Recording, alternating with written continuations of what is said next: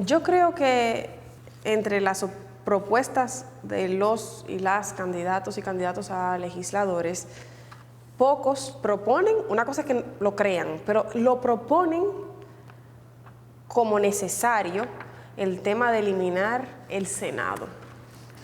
O sea, vas a llegar al Congreso a cambiarle su mismísima estructura. Mira, ese es un tema que nosotros tenemos que comenzar a discutir como país.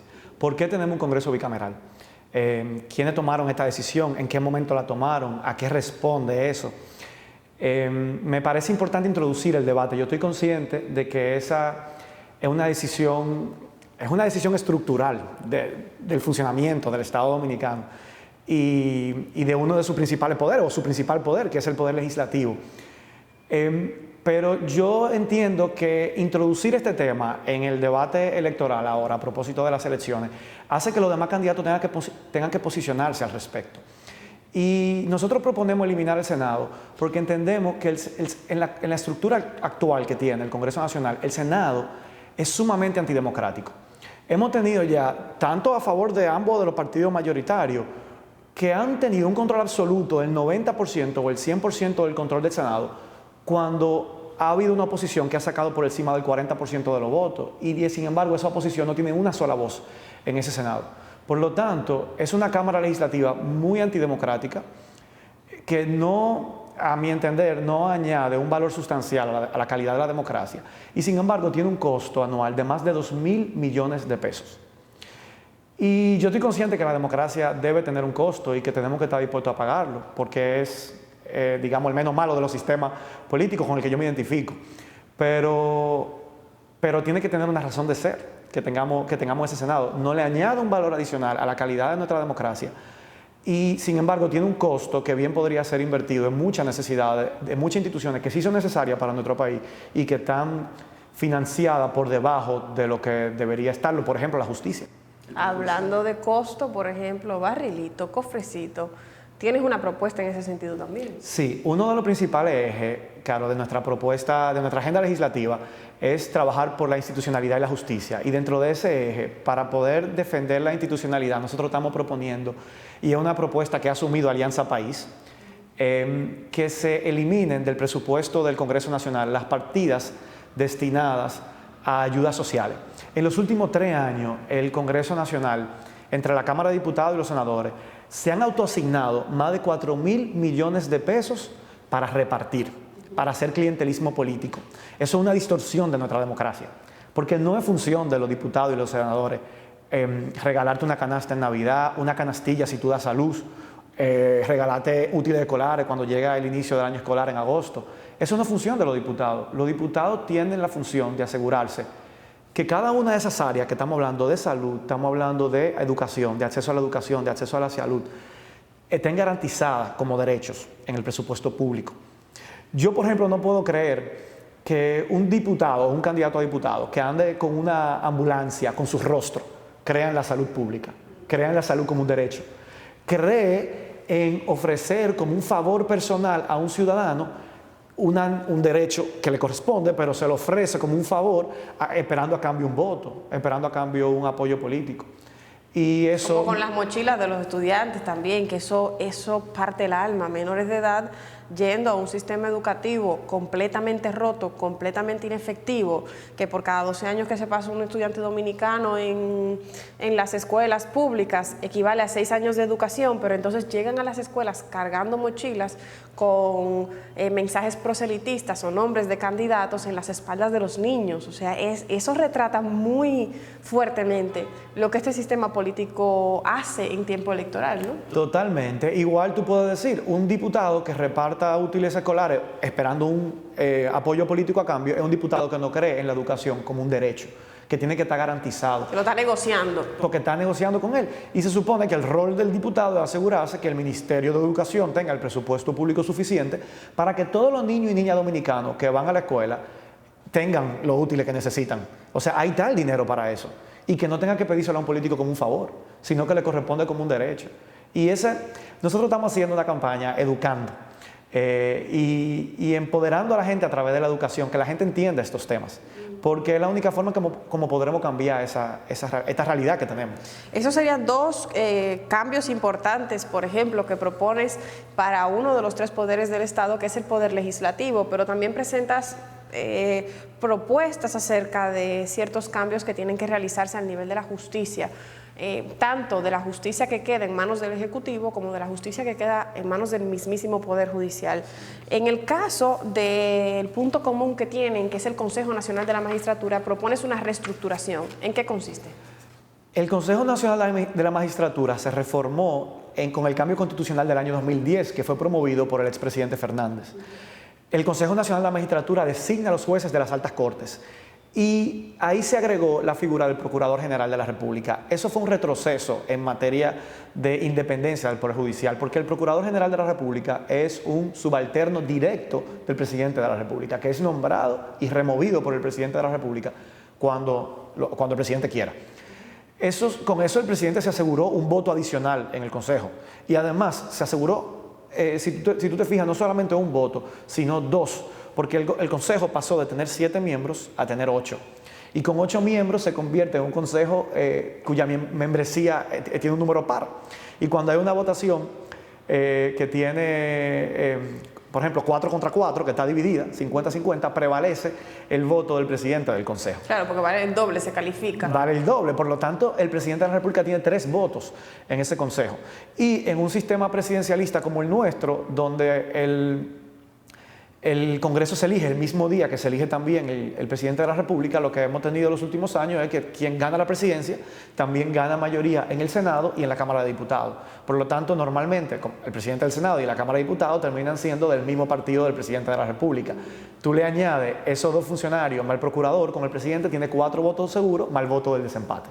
Por lo tanto, nosotros lo que estamos proponiendo es reestructurar la conformación de ese Consejo para asegurarnos que haya mayores niveles de consenso a la hora de elegir a los jueces de las altas cortes. Pero también estamos proponiendo que sea obligatorio que los jueces que se elijan sean jueces de carrera. ¿Por qué? Para que no suceda lo que tenemos ahora. El presidente del Poder Judicial, horas antes de asumir su cargo, renunció como miembro del Comité Central del Partido de Gobierno. Un presidente del Poder Judicial que 3 años antes fue jefe de campaña de un senador que ahora tiene que juzgar por casos de corrupción. Eso no permite garantizar la independencia del Poder Judicial. Y uno de los principales problemas que tenemos en la República Dominicana y que tenemos que combatir nuestra generación es los altos niveles de corrupción y este reinado de impunidad que ha prevalecido durante las últimas décadas y que sostiene a la clase política dominicana. Y para combatir y terminar con ese reino de impunidad, tenemos que asegurarnos que la justicia pueda ser más independiente. Eso pasa por lo que decimos, que los jueces sean de carrera. ¿Por qué? Porque una persona que ha agotado una carrera judicial, lo más probable, entró a los 20 y pico de años a formarse como juez. Y para ser elegible a la Suprema Corte de Justicia tiene que haber agotado una carrera judicial que lo hizo pasar por juez de paz, juez de primera instancia, juez de corte de apelación y quizás ya tiene 15 o 20 años de carrera judicial alejado de toda militancia partidaria. Porque quizá mañana... Además, mejor juez, porque tiene experiencia juzgando. Tiene experiencia como juez. Y eso, lo que es igual para todos, no es ventaja para nadie. Por lo tanto, quizá quien dentro de 10 años o quizá en la próxima elección gana la presidencia de Alianza País, que es mi partido, también puede cometer excesos y quererse adueñar de la justicia. Entonces, aprobar este tipo de reforma asegura que ningún partido, no importa quién sea y cuáles sean sus principios o su vocación democrática o su compromiso con la justicia, no pueda terminar, cuando termina teniendo el poder absoluto, imponiendo su justicia y asegurándose que se mantenga este reinado de impunidad que tenemos. Hablabas en una locución en algún momento sobre dotar de mayor independencia ya no solo a los jueces, sino también a los fiscales, al Ministerio Público. ¿Cómo se haría eso? Bueno, empezando por quitarle la facultad que tiene el presidente de la República de designar a su discreción al Procurador General de la República. Para eso hay que reformar la Constitución. Para todo lo que estamos hablando hay que reformar la Constitución, porque empezamos hablando de eliminar el Senado. Sí, exactamente. La recomposición del Consejo Nacional de la Magistratura también conlleva una reforma constitucional. Pero estamos hablando de una reforma constitucional no pensando en ver qué es lo que ha prevalecido en las últimas reformas siempre, cómo se mantiene en el poder a quien está ejerciendo el poder, sino vamos a reformar la Constitución para tratar de avanzar como país, para tratar de independizar la justicia, para tratar de fortalecer la institucionalidad de la República Dominicana, para tener un Estado que funcione, para mejorar la calidad de la democracia. Esa reforma la necesitamos en este país. La última reforma que hubo, que se reformó de manera completa la Constitución de la República, ni siquiera se sometió a referéndum popular y se modificó todo en esa Constitución, se modificó el texto constitucional completo. ¿La de 2010? La del 2010. Pero no había referéndum popular en la anterior, bajo la que se regía ese proceso de reforma. Sí, pero la anterior lo que decía era modalidades de cómo reformar la Constitución, no de cómo dotar al país de una Constitución nueva, que fue lo que se hizo. Hubo reclamo en ese momento de diferentes actores de la sociedad que decían, bueno, pero ¿por qué tú haces una reforma totalmente nueva? Y tú dices que para modificarla en un futuro, diferentes aspectos estructurales de la Constitución, se necesitará un referéndum. Ajá, pero tú estás modificando aspectos estructurales del Estado y no lo estás sometiendo a referéndum. Yo creo que eso puso en evidencia el refajo del liderazgo político, que demostró no ser un liderazgo democrático realmente.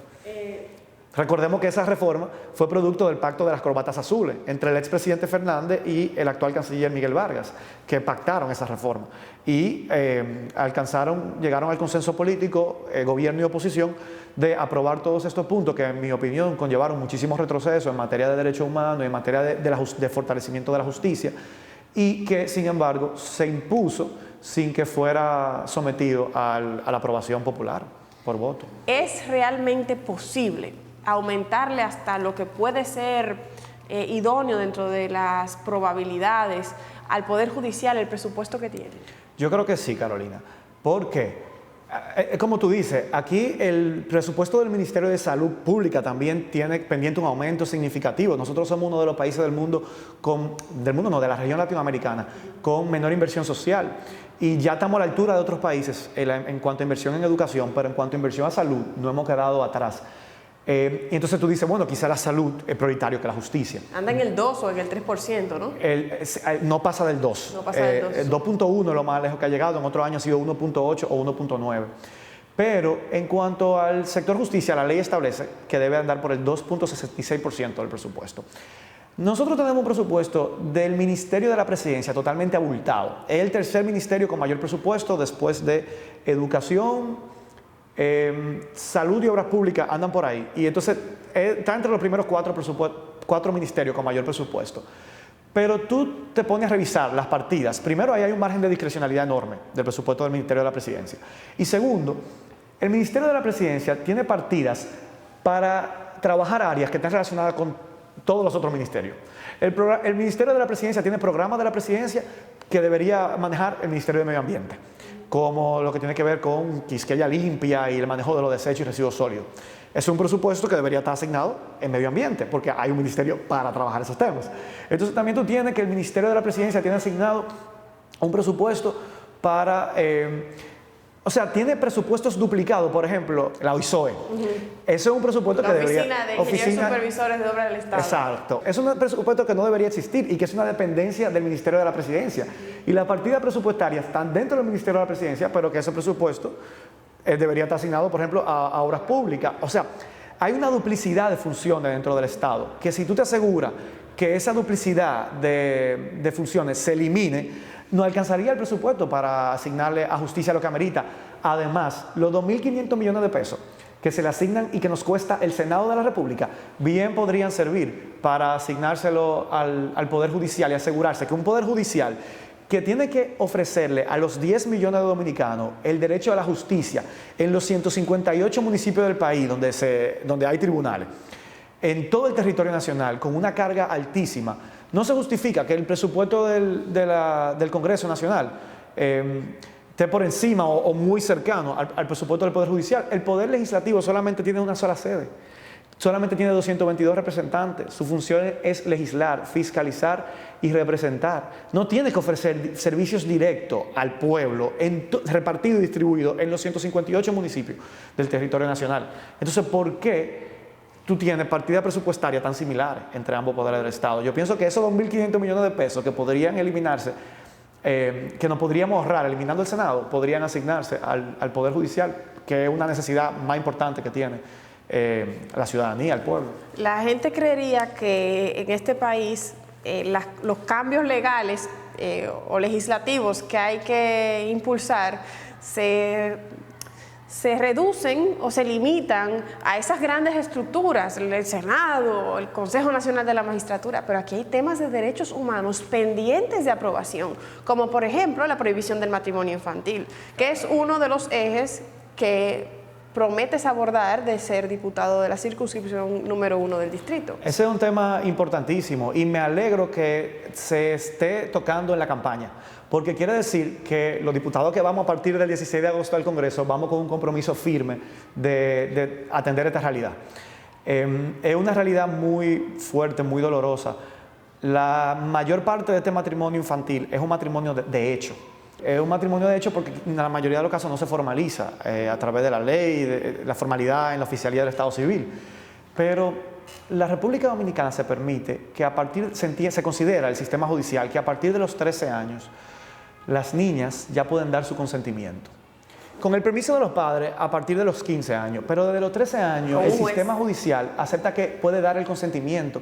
Y vemos casos horrorosos, como lo que acabamos de ser testigos en el país a inicios de este año, de la niña Yaneisi, que su madre quedó embarazada por primera vez a los 14 años de un hombre de 61. ¿Dónde estaba el Ministerio 51 Público? Creo que era así. De 51, ahora tiene 60. Ahora tiene 60, pero tenía 51.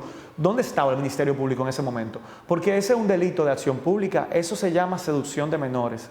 Es lo que te decía, a los 14 años, si no fue mediante coacción que tuvieron esa relación, si no fue mediante violencia, o sea, si, digamos, la niña accedió y consentió sin ejercer... sin poder, porque es una niña. Sí, pero ese es el problema. Yo entiendo que eso debería estar tipificado como una violación. Claro, sin embargo, nuestro código no lo considera violación, sino que lo considera seducción de menores. Y nosotros tenemos que ser más drásticos. Mira, que yo en general no creo en que el problema suele estar en el código.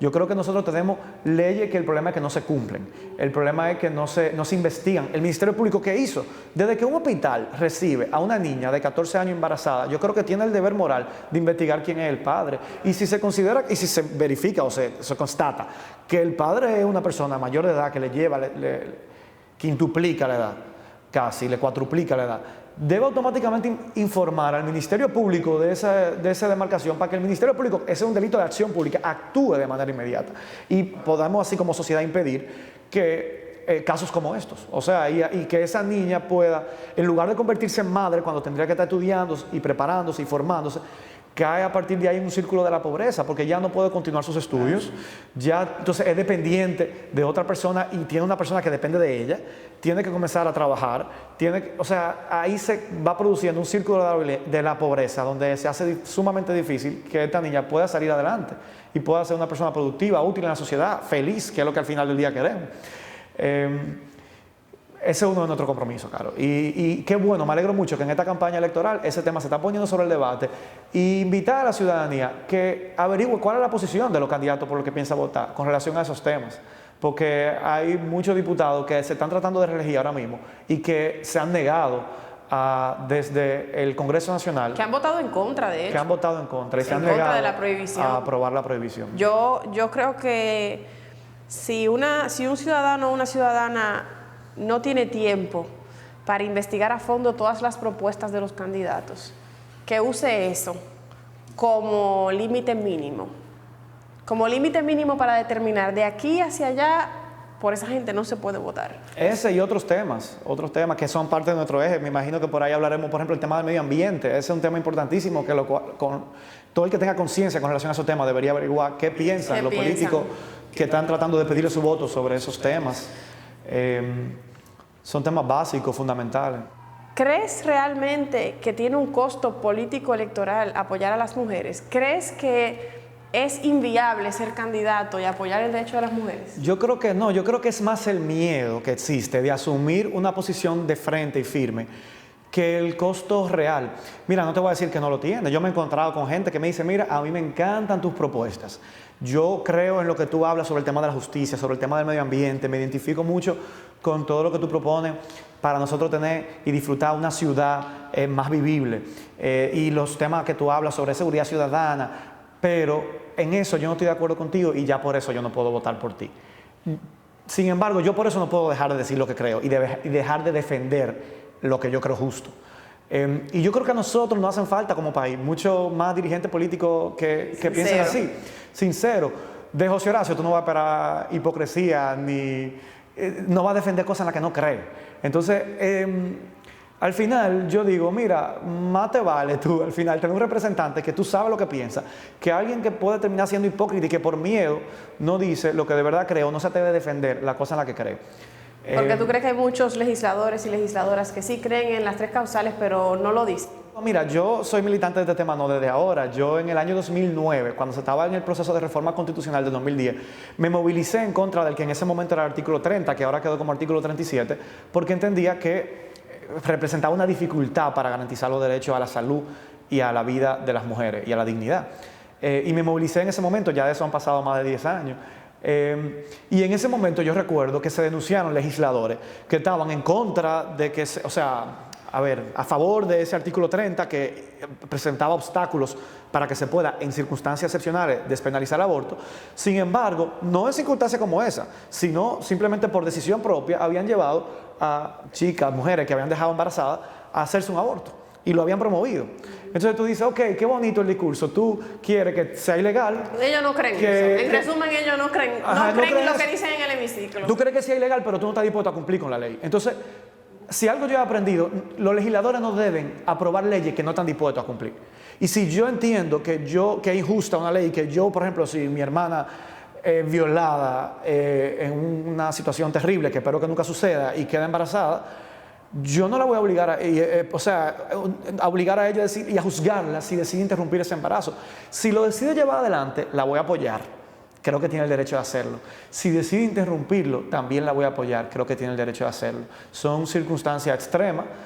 Y yo creo que nosotros tenemos que promover una sociedad donde cada quien pueda vivir en base a sus valores y a sus creencias. Y que bien, yo te respeto la tuya si tú crees lo contrario, pero que si yo ejerzo como yo creo, no se me deba meter preso por eso. Eso es lo que es tan sencillo como eso. Propones también una licencia de paternidad extendida. Claro. Amén. Yo creo que un compromiso que tenemos, y sobre todo para fortalecer a la familia, es promover la paternidad responsable desde el Estado como política pública. Y si queremos promover la paternidad responsable, tenemos que promover que hombres y mujeres tenemos el entendimiento de que dentro del hogar, hombres y mujeres tenemos las mismas responsabilidades en el cuidado y la crianza de los hijos. Y por eso yo creo que ya tenemos que hablar de que no puede ser posible que el Código de Trabajo al día de hoy solamente contemple 2 días para un hombre que tenga un hijo.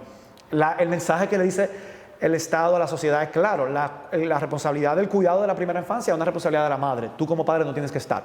Tu rol nada más es proveer económicamente, pero no. Yo pienso que para tener familia más fuerte, familia más sólida, el Estado debe promover también esa crianza compartida, y una de estas medidas es, mediante ley, esa es una de las primeras propuestas que presentaremos en el Congreso, la extensión a por lo menos 21 días, que sería el equivalente a un mes de licencia de paternidad. 21 días laborables. 21 días laborables, exacto. Y que los padres puedan estar presentes en el hogar en esa primera etapa el cuidado de un recién nacido en la sociedad. Eso es una iniciativa que sería a favor de los derechos naturalmente de los trabajadores, porque es una licencia del trabajo. En ese sentido también hay una propuesta, y lo digo porque seleccioné las propuestas con las que me sentí identificada con todas, para serte sincera, pero con las que sentí mayor urgencia, que era el tema del salario mínimo. ¿Cómo lo vamos a resolver? Porque déjame decirte que de todo lo que tú propones, lo que tiene mayores grupos de interés difíciles de enfrentar es el tema del salario mínimo, porque la gente cree que la clase política es lo peor que hay aquí, pero aquí hay una clase empresarial con una falta de compromiso país inmensa. Sí. Mira, yo pienso que el principal problema de la República Dominicana es la desigualdad social y la pobreza que tenemos. Y en gran medida se debe a... No hay un Estado que proteja a esa clase trabajadora, que sea garante de sus derechos. Tenemos un Estado que el propio Estado paga salarios de miseria. O sea, aquí hay policías que ganan 8,000 pesos mensuales. Y cuando la canasta básica familiar está valorada cerca de los 30,000 pesos, según el Banco Central, ¿qué tú le estás diciendo a ese policía? ¿Cómo va a completar los 22,000 pesos que le faltan para completar esa canasta básica familiar? Tú le estás dando rienda suelta a ese policía para que se busque los 22,000 pesos que le falta en la calle, macuteando, o sea, extorsionando. Digo, ¿qué otra alternativa tú le das? cuando el policía se está arriesgando su vida. Nosotros tenemos que comenzar a revisar los salarios que pagamos en la República Dominicana. Otros países de la región han logrado hacerlo sin desestabilizar la economía, porque siempre lo que se dice es, no, tú aumenta el salario mínimo y eso genera inflación. Vamos a ver qué pasó en Bolivia. En Bolivia se logró aumentar sustancialmente el salario mínimo real y eso no provocó una crisis económica ni una desestabilización de la economía. Entonces vamos a revisar qué han hecho esos países, cómo eso funcionó. Y ninguna persona debería ganar menos del 50% del valor de la canasta básica familiar como punto de partida, la aspiración a que el salario mínimo sea equivalente a la canasta básica familiar. ¿Por qué? Porque así tú tienes asegurado que 2 personas que trabajan en un hogar pueden por lo menos cubrir la canasta básica familiar que le asegura vivir con dignidad. Esa es la propuesta que nosotros estamos planteando. En el eje de derechos humanos, que es más o menos el que venimos tratando desde hace unos minutitos, hay también una ley antidiscriminación que abarca, porque aquí se discrimina por todo. Por todo. Esa es una... Bueno, yo debo decirte que yo he sido... Esa es parte de mi formación. Yo como abogado me he especializado en temas de derechos humanos y le he dedicado mi trabajo profesional los últimos años a la defensa de los derechos humanos. Y por eso forma parte de mi compromiso, son de las cosas en las que creo, de corazón. Y hay un proyecto de ley que ya existe, que es una ley general de igualdad y no discriminación. Nuestra Constitución consagra en el artículo 39 el derecho a la igualdad como un derecho. Pero si no hay un marco legal que lo desarrolle y que establezca sanciones concretas y específicas cuando ese derecho se vulnera y se viola, pues entonces no estamos en nada. Ese derecho no se hace efectivo. Y esa ley contempla diferentes áreas en las que se viola ese derecho. Por ejemplo, en el ámbito laboral, en el ámbito de acceso al derecho a la salud, en el ámbito de acceso al derecho a la educación. Los diferentes ámbitos en los que los derechos suelen violentarse ese derecho a la igualdad. Y también los diferentes grupos que suelen ser objeto con mayor frecuencia de trato diferenciado, de discriminación, y los identifica para protegerlos. Ahí estamos hablando de las mujeres, de la infancia, de las personas con discapacidad, de la comunidad LGBT, de incluso la población migrante y sus defendientes. Son temas controversiales, pero tenemos que tener un compromiso como Estado de asegurarnos que lo que está en nuestra Constitución se cumpla. Y esta ley lo que viene es justamente a garantizar, establecer sanciones cuando se viola ese derecho para que no sea simplemente una letra bonita sobre el papel. Yo quiero que tratemos más adelante uno de los asuntos que mencionabas acerca del medio ambiente y la ciudad, pero ahora que hablabas de tu formación académica, y yo sé que era en el sentido académico, conecté con tu formación familiar.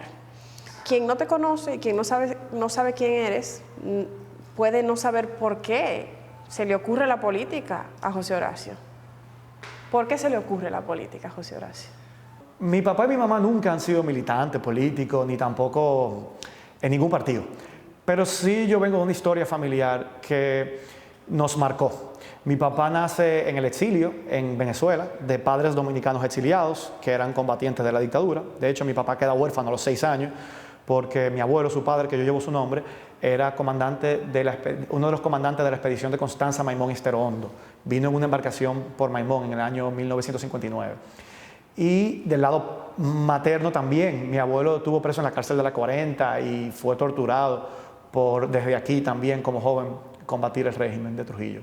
Y eso de alguna manera nos marcó a mí y a mis hermanas y mis primos, donde crecimos en un hogar donde siempre se estaba discutiendo sobre la necesidad de mejorar la democracia, de defender los derechos, de asegurarnos que eso que nos costó a mi familia le costó sangre, no sea algo que sea banalizado, que no sea algo que permitamos que se revierta, que volvamos, que retrocedamos, que lo perdamos. Y eso de alguna manera nos marcó. Nosotros crecimos en un hogar donde siempre se debatían estos temas. Yo recuerdo chiquito, en el año 94, yo tenía 6 años, mi papá y mi tío hicieron un spot. En ese momento se estaba discutiendo un aumento general de los salarios de los maestros. El presidente era Balaguer. Y había un debate en la sociedad, parecido a lo que fue en el año 2010, por ejemplo, la lucha de la sociedad por el 4% para la educación. En el año 94 se estaba discutiendo sobre el aumento general de los salarios de los maestros. Y el gobierno estaba en contra, el gobierno de Balaguer no estaba de acuerdo, pero la oposición, que en ese momento eran el PRD y el PLD, estaban a favor. Pero a la oposición le faltaban 2 votos en la Cámara de Diputados para poder aprobarlo. Y en ese momento mi papá y mi tío hicieron un videíto que yo lo subí a mis redes, que habla sobre un diputado, cómo en su casa sus hijas le decían, papá, vota por los maestros, eso es un tema justo, yo le he dicho a mi maestra que tú eres diputado y que tú vas a votar a favor de ellos, ¿verdad que sí? Y entonces se ve entonces él cuando llega a la Cámara, reflexionando, como pensando en lo que le dijeron en su casa, y hace así y dice, ahora lo que tenga a favor del aumento que levante su mano, y él hace así, levanta la mano, y le dice al compañero de su curul, le dice, pero tú estás loco, tú vas a desobedecer la línea del partido. Y él le dice, pero ¿qué partido ni qué línea? A nosotros nos eligió el pueblo, y el pueblo está pidiendo esto, y nosotros tenemos que representar a ese pueblo. Entonces, eso, yo tenía 6 años, y eso de alguna manera nos marcó. Nosotros hemos tenido diputados que uno no siente que sean verdaderos representantes del pueblo. Uno siente que son diputados que responden o representan la cúpula de unos partidos, determinados caudillos, sus intereses. Intereses económicos también. De una élite económica Lobby. que financia sus campañas y que le permiten llegar y ocupar esas posiciones. Por eso es importante que nosotros estamos haciendo una campaña que es solamente financiada por la gente. Aporte ciudadano. Los ricos no te dan dinero. Bueno, podrán hacer un aporte específico, pero nosotros no recibimos aportes empresariales, ni tampoco recibimos aportes. Nosotros por las redes sociales estamos informando y transparentando todos los aportes que recibimos. Amigos que me llaman, a mí me da un orgullo grandísimo, que me llaman, yo tengo años sin verlo, que estudiaron conmigo en la universidad, mira, yo te quiero hacer un aporte a tu campaña, y yo veo una transferencia de 2,000, de 5,000 pesos. Y así es como estaba financiando esa campaña. Otros que me han dicho, yo te voy a hacer un aporte mensual de 1,000 pesos. Y al mes de enero nosotros hemos recaudado casi 1 millón de pesos desde julio que comenzó la pre-campaña del año 2019, con pequeño aporte, con gente que se suma porque cree en este proyecto, porque está consciente de que si nosotros seguimos permitiendo que la política se haga como ha hecho siempre, va a representar los intereses de una minoría, de una élite empresarial o de unos caudillos o de la cúpula de unos partidos políticos que son los que nos han gobernado siempre. Si queremos cambiar aquí la lógica de a quién obedece el poder, nosotros tenemos que usar el poder que tenemos en febrero y en mayo para elegir gente que represente nuestros intereses, que esté de acuerdo con las ideas en las que nosotros creemos, con los valores que nosotros compartimos, con los principios, con las propuestas. Y esa es la forma como podemos cambiar este país. Y ese es el reto que tenemos, Carolina, nuestra generación, de que cuando nosotros lleguemos a ser tomadores de decisiones, eso no significa solamente un cambio de edad en quien toma las decisiones, sino que también significa un cambio en la forma como se hace la política y en favor de quién se toma las decisiones. Y con eso es que yo estoy comprometido. Y eso es lo que me ha llevado a mí, me ha impulsado a mí y a toda la gente que me acompaña a asumir esta candidatura. Y estamos trabajándola para ganar. Y para eso contamos con el apoyo de esa ciudadanía crítica, de esa ciudadanía consciente, de esa ciudadanía educada. Y por eso hacemos campaña educando. Mira, José Horacio, nos estamos comiendo el mundo, en el mal sentido. Nos estamos comiendo el mundo y la gente cree a veces que se necesita una gran solución, que venga casi como que caiga del cielo y no sé, salve los océanos y salve el mar y salve la tierra, pero a nivel municipal y a nivel de ciudad, siendo la principal ciudad de Centroamérica y el Caribe, hay algo que se tiene que poder hacer. ¿Cuáles son las propuestas en ese sentido que mencionabas anteriormente? Mira, es urgente que aprobemos las leyes sectoriales en materia de medio ambiente. En el año 2000 logramos aprobar la Ley General de Medio Ambiente y esa ley contempla una serie de leyes sectoriales como la Ley de Manejo de Desechos y Residuos Sólidos, como la Ley de Aguas. Hasta ahora solamente ha podido ser aprobada la Ley de Parques Nacionales y Áreas Protegidas y está bajo amenaza constante. Ahora vemos el Parque del Este, cómo está haciendo, se acaba de aprobar la autorización dentro de un área protegida, la construcción de un superhotel. Entonces, nosotros tenemos que es una ley que tiene años en discusión en el Congreso y por 2 temas específicos no ha podido ser aprobada, la Ley de Manejo de Desechos y Residuos Sólidos. Uno, lo que tiene que ver con la responsabilidad que tienen las empresas productoras de plástico, que tienen que tener una responsabilidad social, que tienen que asegurarse de cuál es el fin último que se le da a esos plásticos. Por ese tema y por el tema de la sustitución gradual de los plásticos de uso único, esa ley no ha podido salir del Congreso. Tiene más de una década en discusión. Nosotros vamos con el compromiso firme y la voluntad de que esa ley termine de aprobarse, incluyendo esos 2 aspectos, porque si no fuera por esos 2 aspectos ya se hubiera aprobado. De nada habremos hecho si logramos aprobar la ley de manejo de desechos y residuos sólidos si no incluye la responsabilidad social que tienen las empresas productoras de plástico y la sustitución gradual de los plásticos de uso único. Esta es una situación que tenemos que atender. Es insostenible a largo plazo el manejo que estamos haciendo de nuestros ecosistemas, del cual nosotros formamos parte. nosotros somos el octavo país del mundo más vulnerable al cambio climático. Y como país no estamos haciendo nada para detenerlo. El octavo. Estamos entre los 10 países del mundo. Esto es según un informe científico de Naciones Unidas. El octavo país del mundo más vulnerable. Aquí hay gente que cree que quizás dentro de 40 años, si no se hace nada, nosotros podemos ser todos los dominicanos refugiados climáticos. José Horacio, espérate. O sea, de los casi 200 estados que hay en el planeta, estamos en el top 10. En el top 10. De los más vulnerables. De los más vulnerables. ¿Por qué? Por nuestra condición de ser un estado insular, ser una isla, por nuestras condiciones de pobreza compartida, porque nosotros, lo que pasa en los ecosistemas y a nivel climático no afecta nada más a la República Dominicana, nos afecta como isla completa. Y es una isla que cuando tú analizas su población... La naturaleza no tiene que ver con no tiene que ver con frontera política, claro. Exacto. Y cuando tú analizas como isla la cantidad de habitantes que hay y las condiciones en las que vivimos y cómo manejamos y gestionamos los ecosistemas, el manejo de la basura, las emisiones de carbono, el calentamiento global nos va a impactar más que a todos esos otros países que tú mencionaste, que son casi 200. ¿Y nosotros qué estamos haciendo? El compromiso que asumimos con la firma del Acuerdo de París en el año 2015 de reducir las emisiones de carbono, nosotros como país hemos hecho todo lo contrario. Construimos una planta de carbón que lo que han hecho es aumentar a través de Punta Catalina, y eso de alguna manera nos resta calidad moral para exigirle a los grandes países emisores de dióxido de carbono que aceleran el cambio climático que vayan sustituyendo su matriz de generación de energía, que tomen acciones significativas para detener el rumbo del cambio climático. Con el derretimiento de los glaciares, nosotros vamos a perder muchas tierras costeras, y nosotros somos una ciudad que queda frente al mar. Nosotros vivimos de un turismo que se beneficia del turismo de sol y playa frente al mar. El sargazo que hemos visto que afecta en la región Punta Cana, es también consecuencia de esta inestabilidad ambiental y del cambio climático, porque son emisiones que están contaminando los océanos y que están produciendo de manera masiva este sargazo que viene del Amazonas y que viene también de África. Entonces, todo eso va a tener un impacto sobre la República Dominicana, y nosotros tenemos que adoptar las medidas necesarias para asegurarnos también la generación. Nosotros estamos perdiendo biodiversidad como país, y esas son políticas que el Ministerio de Medio Ambiente tiene que asegurarse de mantener. ¿Dónde está la biodiversidad en nuestros parques nacionales? ¿Qué está pasando con nuestros parques nacionales? Se están dando autorizaciones para deforestarlo, para sembrar y producir agricultura, se están dando permisos para construir hoteles. Eso es un caso reciente, escandaloso, sobre todo, de hecho firmado y autorizado, según se ha reportado, y los documentos que han trascendido a la prensa, por el mismísimo ministro de Medio Ambiente. Así es, y uno de nuestros compromisos como diputados es ir a la Comisión de Medio Ambiente de la Cámara de Diputados y asegurarnos que el Congreso asuma su rol de fiscalización de lo que está haciendo el Ministerio.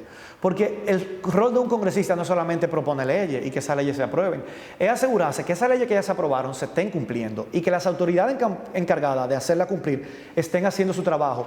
Y nosotros tenemos una Ley General de Medio Ambiente que es violada todos los días, un ministerio que se tiene que encargar de hacerla cumplir y un Congreso cómplice porque no se queda callado y no dice nada.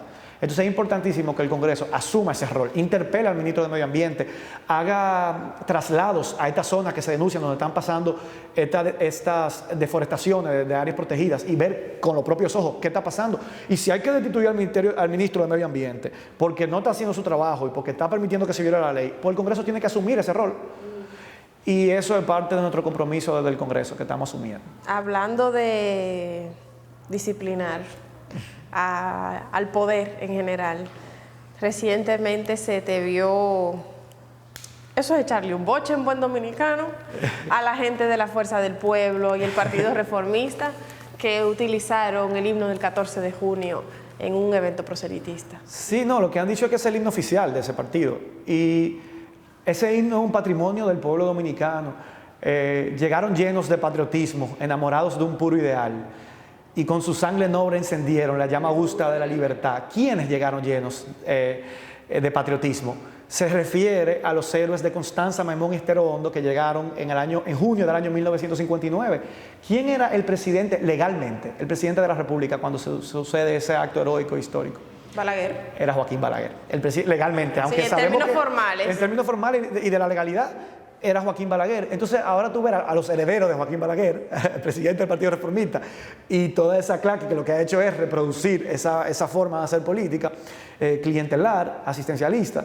Entonces reivindicando a 1-0, uno se alegra. Yo crecí desde que tengo memoria cantando ese himno cada 14 de junio en el Monumento, recordando a los héroes. Entonces ahora me parece un contrasentido histórico. Legalmente el jefe de Estado era Joaquín Balaguer cuando esos héroes fueron capturados, torturados, apresados y asesinados. Aquí nunca hubo justicia por esos hechos. Esos hechos se cometieron y aquí se exigió durante mucho tiempo que se creara una comisión de la verdad para saber qué había pasado y para que se pudiera hacer justicia para sanar esas heridas. Y aquí nunca se hizo ni se creó la comisión de la verdad. Entonces una persona que fue presidente durante 12 años, un partido que fue presidente, que estuvo al frente del gobierno durante más de 20, que nunca asumió como compromiso que se hiciera justicia por esos héroes, verlos ahora entonando las letras que reivindican la memoria de ellos, es un acto de hipocresía incoherente. Pero bueno, uno se alegra como descendiente de esa generación que cada vez más personas, bueno, canten esas letras, pero verdad, también al mismo tiempo uno siente por dentro, wow, ¿qué es esto? O sea, es un sinsentido, una incoherencia. Quizás el mensaje principal de tu campaña ha sido la buena política. ¿Qué es la buena política? La buena política, yo no me canso de repetirlo, es una acción colectiva por el bienestar colectivo. O sea, que de manera, esto no es un proyecto personal, esto es un proyecto colectivo. Quienes están participando lo hacen de manera voluntaria porque creen en esto. Quienes están financiando no están esperando nada a cambio, no están esperando que yo gane para después decirme lo que yo tengo que hacer. Lo hacen porque creen que nosotros podemos construir juntos un país con mayores niveles de justicia, con mayores niveles de equidad, que nuestros representantes estén defendiéndonos, estén velando por nuestros intereses, que no estén, como dijimos, respondiendo a una élite económica o política o empresarial. Entonces, de eso se trata la buena política, que trabajemos juntos para solucionar, buscar juntos soluciones a los problemas colectivos. Y la buena política educa, como hemos dicho, nosotros estamos haciendo esto a través de, yo digo, esta campaña es un ejemplo de pedagogía política.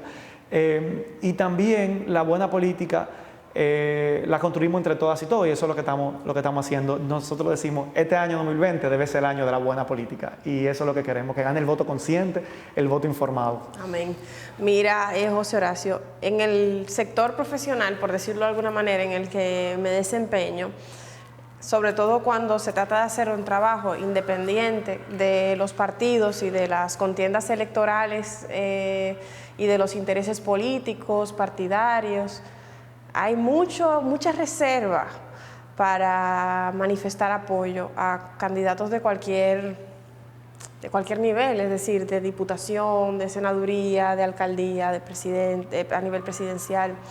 Y yo eso lo comprendo porque los políticos nos han dado muchas desilusiones y yo sé que eso tú lo sabes también. Entonces apoyarlo hoy, luego arrepentirse mañana y que eso ande por ahí es duro, y también que la gente dude de la independencia de la persona que ejerce la función de comunicar o alguna función relacionada con el periodismo. Eso también genera como preocupación. Pero a la vez, para mí, genera como una crisis existencial un poquito, porque si nos seguimos manteniendo tan al margen que no podemos ni apoyar a candidatos que sabemos que valen la pena, que defienden las mismas causas que una, entonces uno dice, al final ganaron los que uno no quería que ganara, pero nadie les alertó. Entonces ese debate siempre está dentro de la gente que está de este lado, ¿verdad?, de la política, por decirlo de alguna manera. Pero yo quiero que tú sepas que yo estoy de acuerdo con todas, y eso es muy raro, y cada una de las propuestas que presentas. Que si tú estás en el Congreso representando mi circunscripción, yo puedo dejar de seguir tan minuciosamente los debates en el hemiciclo porque por quien yo voté y quien llegó ahí a representarme realmente piensa lo que yo pienso del Consejo Nacional de la Magistratura, lo que yo pienso de los derechos de las mujeres, lo que yo pienso de los derechos de los niños, lo que yo pienso del derecho a la paternidad, lo que yo pienso de la distribución equitativa de los roles en el hogar y en el mundo profesional, lo que yo pienso en términos históricos, lo que yo pienso es mucha identidad. Es casi una representación total, y eso es muy difícil encontrarlo. Entonces quiero cerrar la entrevista, como no creo que cierre ninguna otra, y como muy probablemente, y como definitivamente nunca he cerrado otra, diciéndote que uno, que voy a votar por ti, y dos, que creo que la circunscripción número 1 encuentra una representación real en tu candidatura. Y yo te agradezco haber dado el paso. Yo te agradezco a ti, Carolina, y eso simplemente sigue afianzando mi compromiso para seguir haciendo el trabajo que tanta falta le hace a la República Dominicana. Hace falta. Así que gracias doble por la entrevista y por tus propuestas. Gracias a ti.